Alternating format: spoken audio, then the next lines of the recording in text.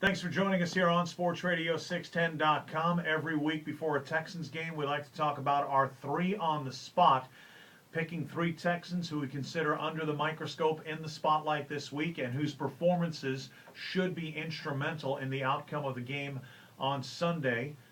Robert's picked three. I've picked three.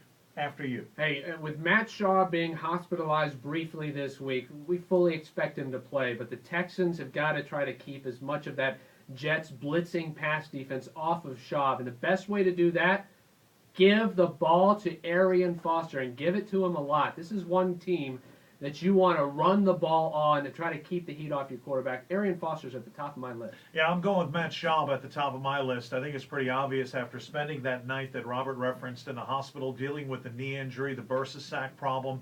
It's going to be interesting to see how physically fit he is against the Jets and how much he normally does that he'll be able to do against the Jets. And as you mentioned, this is as good a defense as the Texans will face all season. Their pass defense is as good as any team in the league.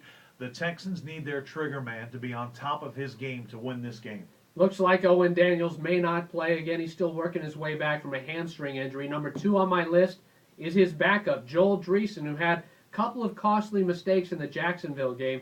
Not only is Dreesen important because he's the tight end for Matt Schaub, but because Andre Johnson may be shut down by Darrelle Revis. Maybe not completely shut down, but Revis is one of the best, if not the best cornerback in the league. If they take Andre Johnson out of it, Joel Dreesen is one of those guys that needs to step up for the Texans. Number 2 on my list is Brian Cushing. He's been back for 5 games since the season-opening suspension. He's played a couple of games at middle linebacker, a couple on the outside. He's on the edge. He's up against a quarterback that he was roommates with at USC in college, and he does not have a sack yet this season. You know he'd like nothing more than to go back to his home state of New Jersey and get that first sack against his buddy Mark Sanchez. I think he's going to be highly motivated, and with 5 games under his belt, he's probably ready to hit that stride that we've been waiting for. So Cushing's a big key for me this week. Number 3 on my list, Mario Williams. Hey, this is a big-time test for the Texans, playing at the 7-2 Jets, one of the best teams in the AFC.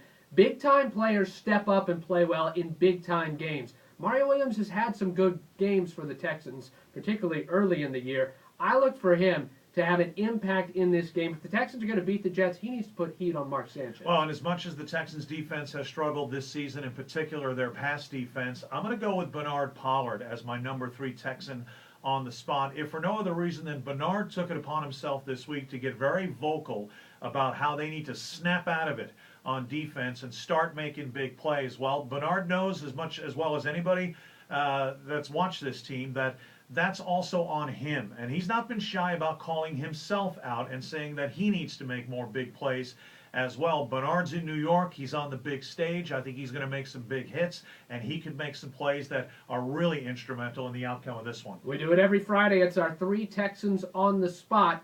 Thanks for listening to Sports Radio 610.